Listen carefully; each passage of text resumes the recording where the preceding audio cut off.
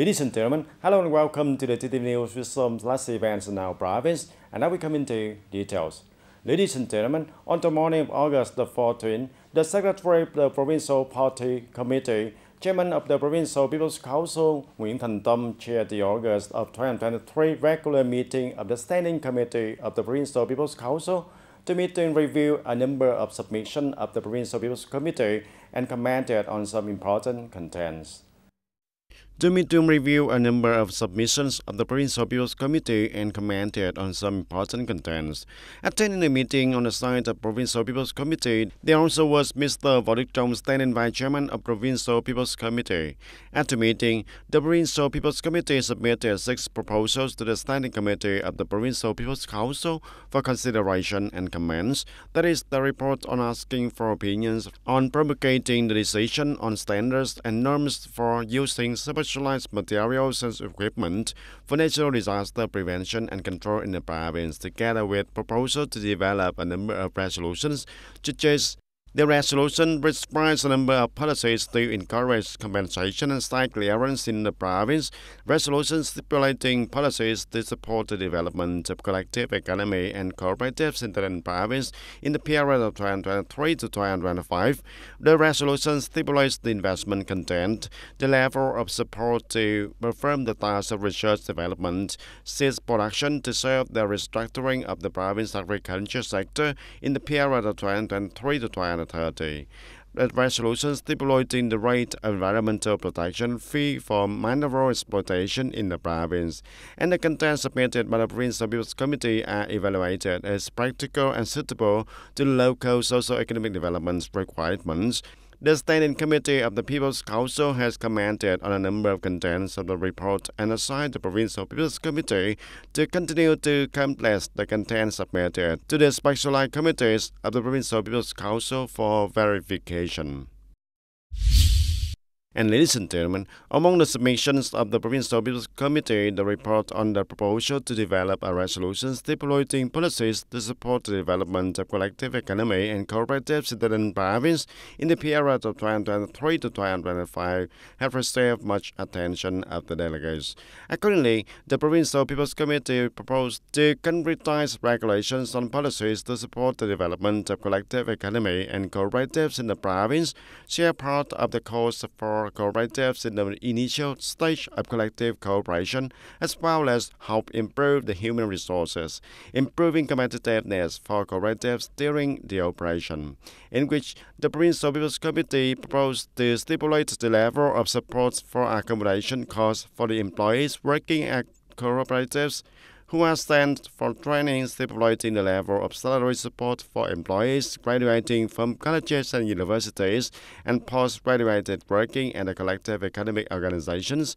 stipulates the level of partial support for infrastructure investment in service of production and business for cooperatives and also cooperatives operating in the field of agriculture, forestry, and fishery. The report has been basically agreed by the Standing Provincial People's Council and has been assigned to the Provincial People's Committee to continue to review and complete the content, which is expected to be submitted to the thematic meeting of the Provincial People's Council to be held in September.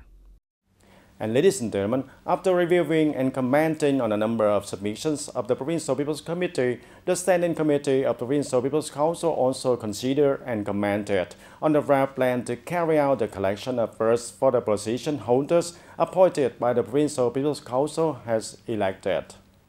According to the draft plan, the Standing Committee of the Provincial People's Council will organize a vote of confidence for those holding position held by the 10th term of the Provincial People's Council, term of 2021 to 2026, including the Chairman, Vice Chairman of Provincial People's Council, head of specialized committees, subjects of Provincial People's Council also, the Chairman, Vice Chairman of the Provincial People's Committee, and the members of the Provincial People's Committee.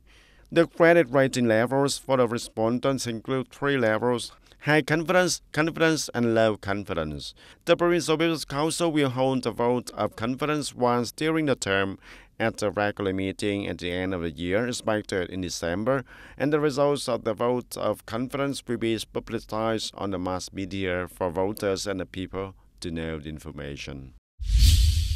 And on the afternoon of August the 14th, the Standing Committee of Provincial People's Council, chaired and coordinated with the Standing Committee of the People's Council of TayNinhTV City, to organize the third meeting of the Standing Committee of the People's Council of the Province, District, Town, and also TayNinhTV City for the third term of 2021 to 2026. The content was chaired by the Secretary Provincial Party Committee, Chairman of Provincial People's Council Nguyễn Thành Tâm, Vice Chairman and Chairwoman of the Provincial People's Council Nguyễn Đại Thi, Nguyễn Thanh Phong, and Standing Deputy Secretary of the City Party Committee, Chairwoman of the People's Council of the TayNinhTV City, Nguyễn Thị Hồng Loan.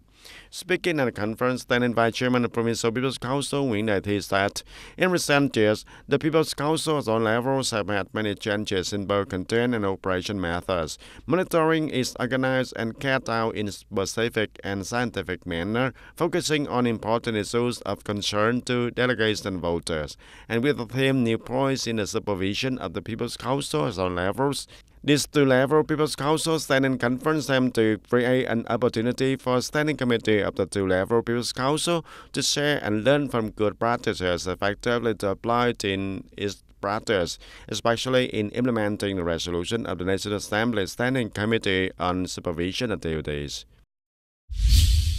And also at the conference, the third Standing Committee of the People's Council of Provinces, District, Towns, and TayNinhTV City, term of 2021 to 2026, Ms. Huỳnh Vương Hiếu, Deputy Head of Economic Budget Board of the Provincial People's Council, reported on the experience in the field of supervisory activities of the board. During the tenure, the thematic supervision of the Economic and Budgetary Board of Provincial People's Council has had many innovations in terms of methods and the way of organization and operation also. Since then, the effectiveness and efficiency of supervision has been significantly improved, making an important contribution to the implementation of the socio-economic development tasks. And the experiences shared by the Economic Budgets Department at the conference is it is necessary to spend a lot of time for the members of the monitoring team and the monitor subjects to debate and explain before agreeing on the comments and assessments. The recommendation of the supervisory delegation sent to the associate units and individuals under supervision must be specific, relevant, feasible, and also having a specific implementation timeline, no recommendation, and no general conclusions.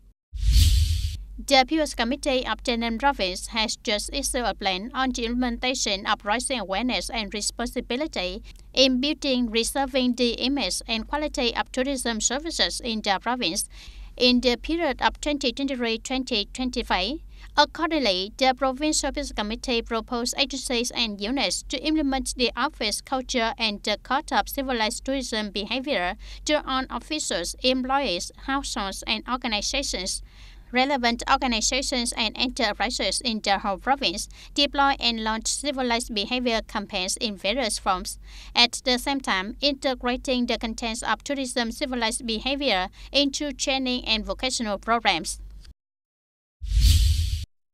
And on the afternoon of August the 13th, Bảo Việc Life, TayNinhTV Company held a customer gratitude conference with a theme of Life is to Love. More than 350 customers from localities in TayNinhTV Province and from Bình Dương Province attended the conference. Mr. Nguyễn Văn Tuấn, Director of Bảo Việc Life TayNinhTV, expressed his sincere gratitude to customers who have used Bảo Việc Life TayNinhTV's products in the past time and wish that the partners continue to use Bảo Việc Life TayNinhTV's products, continuing to accompany Bảo Việc Life to live a full and prosperous life in the old age. At the conference, the class also heard speaker Chona Han Nguyen share about the financial consulting profession in the hope that the humanistic meanings and values that the financial consulting profession brings to the community. With the ideal working environment at Bảo Việc Life, the customers will have more choices to develop their career in the future.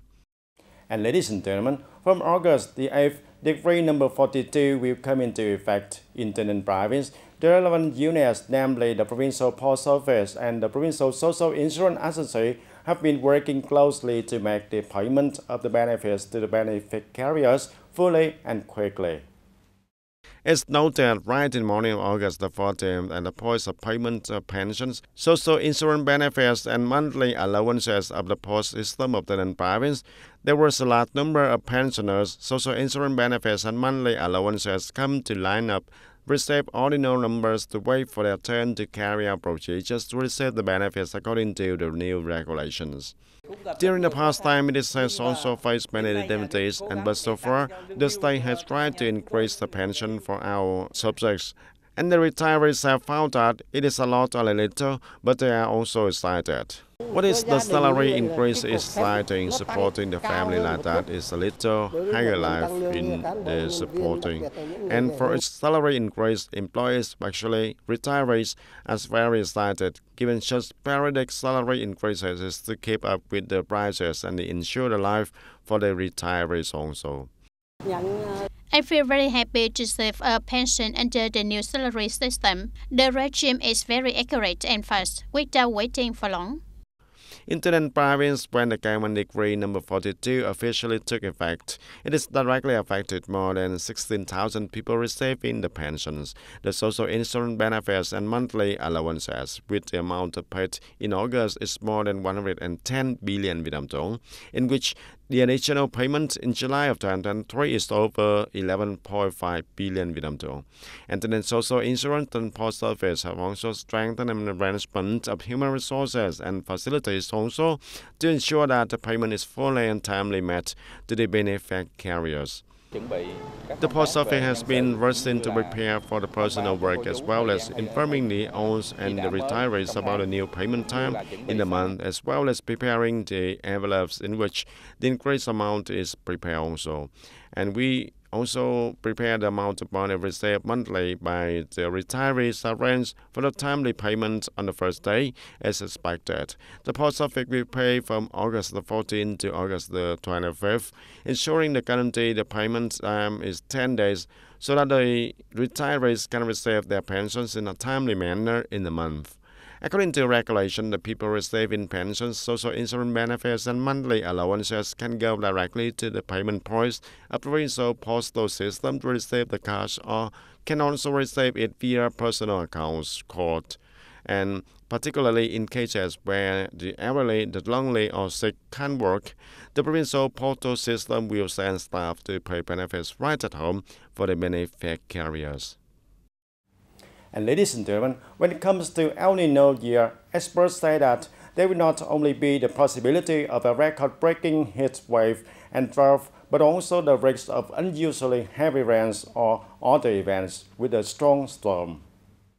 The reality has also proven this through the storm number 9 Cassandra in 2009, the historic rain at the end of July in Quảng Ninh in 2015, and most recently the heavy rain on the large scale in the north at the beginning of August of 2023. And now that the rainy season has begun, experts believe that